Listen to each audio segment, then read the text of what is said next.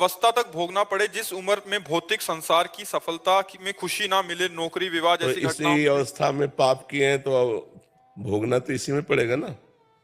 जैसे मानो आपने गर्भस्थ शिशु की हत्या की है तो अगली बार गर्भस्थ शिशु आपको बनना पड़ेगा, आपकी हत्या होगी उसी अवस्था में।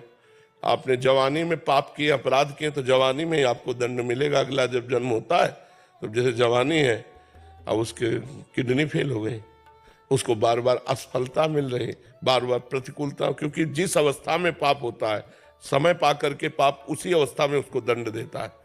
तो इसमें कौन सी बड़ी बात है। जवानी को वहां से पास होके थोड़ी आ रहे कि जवानी में तुम सुखपूर्वक रहोगे। जवानी में उद्दंडता की तो जवानी में ही तुमको दंड मिलेगा। इस विधान को समझो। आपने बुढ़ापे में पाप किया तो वृद्धावस्था में ही आकर आपको सड़ना होगा। आपने गर्भ में पाप किया तो गर्भावस्था में जाके आपको भोगना होगा। तो इसीलिए बहुत सावधानी से जवानी काटनी चाहिए। तो सावधानी का, जवानी तो तूफान है। कौन ऐसा है जिसकी जवानी में पाप न बना हो? कोई बिरला महात्मा होगा तो भले है, नहीं तो पाप तो बनता है। तो फिर भोग भी उसको जवानी में ही तो मिलेगा। उन्नति में बाधा पहुंचाना ही तो प्रारब्ध का काम है।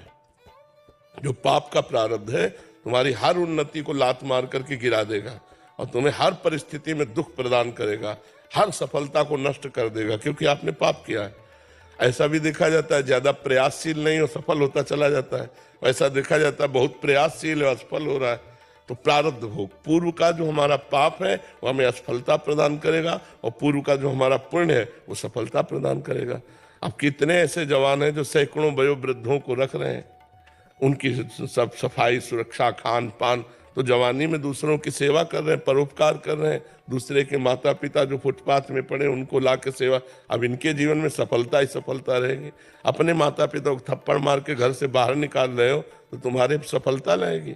अपने माता पिता को गाली दे रहे हो, शराब पी रहे हो, नशा कर रहे हो, जुआ खेल रहे हो, नाना प्रकार के गंदे आचरण कर रहे हो, सफलता मिलेगी। पूर्व पाप लग करके तुम्हें नष्ट कर देगा। तो ये बात ध्यान रखनी, भगवान के विधान में कहीं त्रुटि नहीं होती। हमारे द्वारा किए हुए कर्म को भोगना ही पड़ेगा हमें। अवश्य में भोक्तव्यम कृतम कर्म शुभाशुभम। और रही नाम जप की बात तो ये अगली खेती है। अभी बो रहे तुरंत थोड़ी मिलेगा। अभी आप एक मन अन्न खेती में डालते हैं और जब 6 महीना इंतजार करते हैं